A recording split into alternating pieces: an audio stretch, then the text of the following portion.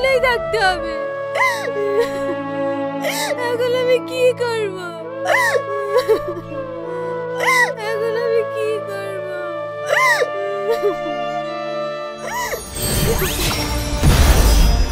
কি রে নাগরানী, তুই এত কান্না করছিস কেন?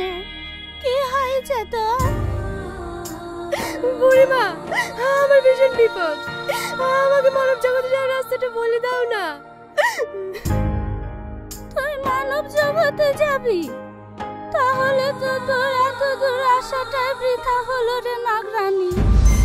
কেন বুড়িমা? কারণ মানব জগতে যাওয়া অসম্ভব। কিন্তু বুড়িমা, আমাকে যে মানব জগতে যেতেই হবে। আমি আর এই জগতে থাকতে চাইনি। কেন রে নাগরানী? এই নাগ জগতে আবার কি হলো? এই জগতে এই আমাকে ছেড়ে দে বলছি, ছেড়ে দে, ছেড়ে দে। তাহলে সবাইকে বলে দে আজ থেকে এই নাগরাজ্যের রাজা আমি। না, আমি বেঁচে থাকতে তবু তো জানোয়ারকে এই রাজ্যে রাজত্ব করতে দেবো না। এই রাজ্যে রাজত্ব করে শুধু আমার মেয়ে। কি এত বড় নাগরাজ্য চালাবে একটা মেয়ে? সেটা আমি কখনোই হতে দেবো না। এই এত দুজনকে শেষ করে দে। এই আমাকে ছেড়ে দে বলছি, ছেড়ে দে। তুই আমার স্বামীকে মারলি, আমিও তোদেরকে শেষ করে দেব। তাই নাকি? তাহলে তুই এইবার ওর মেয়েকে শেষ করে দেবো। তাহলে এই নাগরাজ্যে রাজত্ব করা বাধা দেওয়ার আর লোক থাকবে না। এই চ ওর মেয়েকে খুঁজে আসি।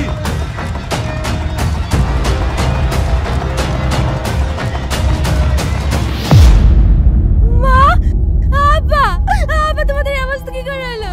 কথা বলো আব্বা, কথা বলো। আব্বা, মা, মা, মা তুমি আমাদেরকে ছেড়ে চলে গেলে আমি কি করে থাকবো?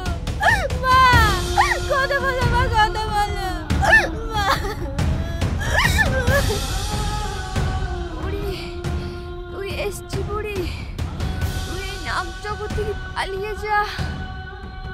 কেন মা? ওই শয়তান রোহন রাজা হওয়ার জন্য আমাদের এই অবস্থা করেছে। তুই পালিয়ে যা বুড়ি, তুই পালিয়ে যা। মা, মা, মা, আমাকে একা রেখে তোমরা চলে যেতে পারো না মা। মা,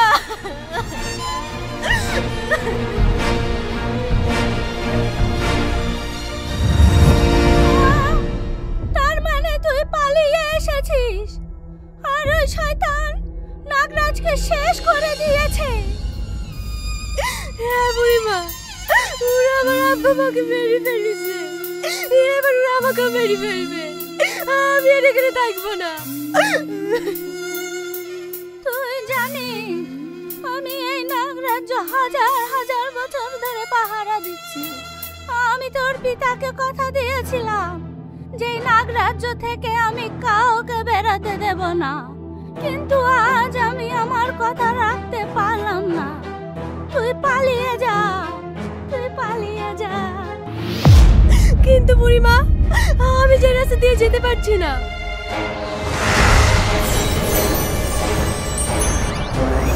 এবার যা। দাঁড়া, যাচ্ছিস যা, তবে একটা কথা শুনে যা। ওই মানব জগতে যাওয়াটা যত কঠিন, মানব জগৎ থেকে ফিরে আসা অসম্ভব। আমি আর এই জগতে আসতেও চাই না বুড়িমা।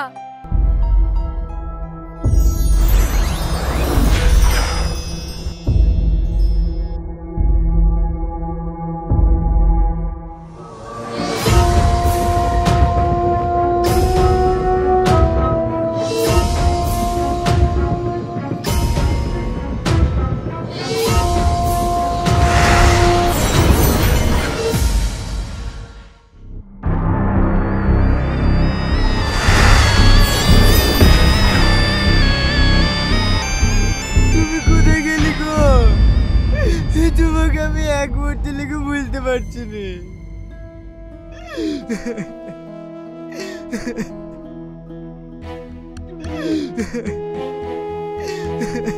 এই রিয়া, রিয়াজ, মাঠের কাজকর্ম বাদ দি সারাক্ষণ ছবি নিয়ে কাঁদলে হবে?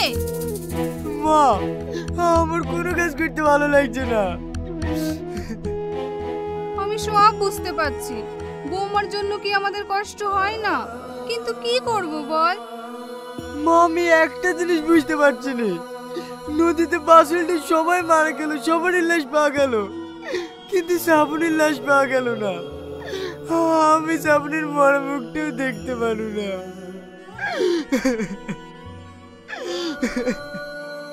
শুধু বৌমা হবে কেন, অনেক লাশই পাওয়া যায়নি, নদীর জলে ভেসে গেছে।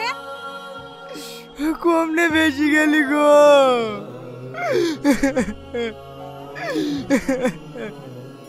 এ বাবু, আর কাঁদিসনি, চ চারটে খেয়ে লেগা।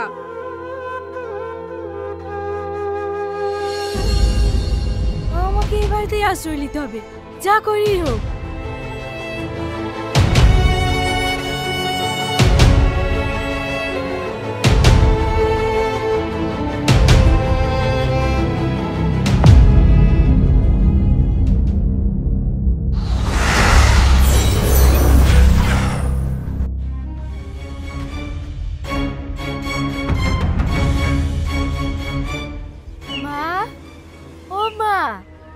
এই দেখেন আমি চলে এসেছি।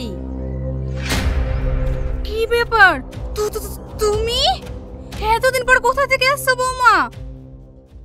মা, সে অনেক কাহিনী।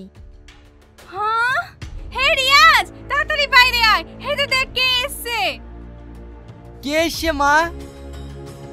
শ্রাবণী, শ্রাবণী, তোমার কিছু হয়নি তো? তুমি কোথায় ছিলা? তোমার কাঁদতে কাঁদতে আমি পাগল হয়ে গেছি। তুমি আর কেঁদো না, এই দেখুন আমি চলে এসেছি। আচ্ছা, ওই অ্যাক্সিডেন্টে তো সবাই মারা গেছে, তুমি বাঁচলে কি করি? আমি জানিনি, আমার জ্ঞান ফেরার পর দেখছি আমি একটা জেলের বাড়িতে আছি, ওনারা আমাকে নদী থেকে তুলে নিয়ে বাঁচিয়েছে। হ্যাঁ, তাই নাকি? তোমাকে যে বাঁচিয়েছে তাদেরকে আমি ধন্যবাদ জানাবো। চলো এক্ষুনি। না না, আজ যেতে হবে না, আমি তোমাকে ঠিক নিয়ে যাব। বৌমা ঠিকই বলেছে, অনেকদিন পর বৌমাকে পেয়েছি, আজ খাওয়া দাওয়া করে জমিয়ে গল্প করব। চ সব ঘরে চ।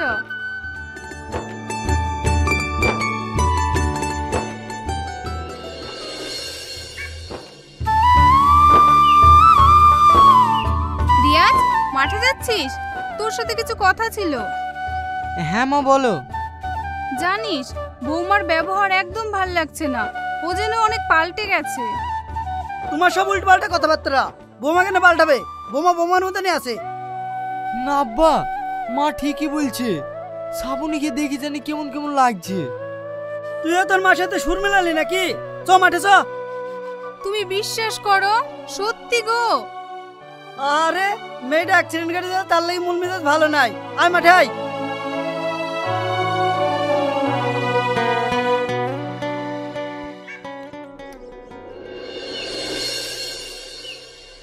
বৌমা, রিয়াজ মাঠ থেকে বাড়ি আসলো, ওকে খেতে দাও।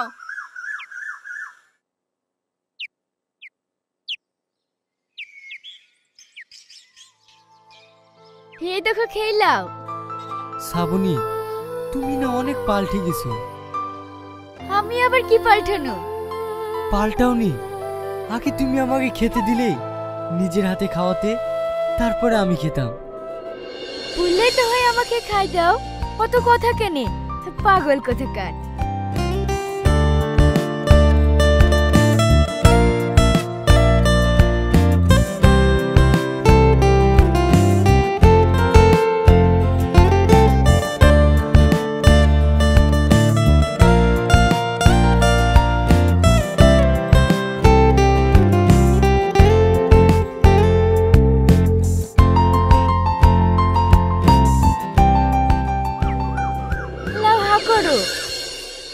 আচ্ছা শ্রাবণী, আজকের দিনটা কি বলো তো? আজকে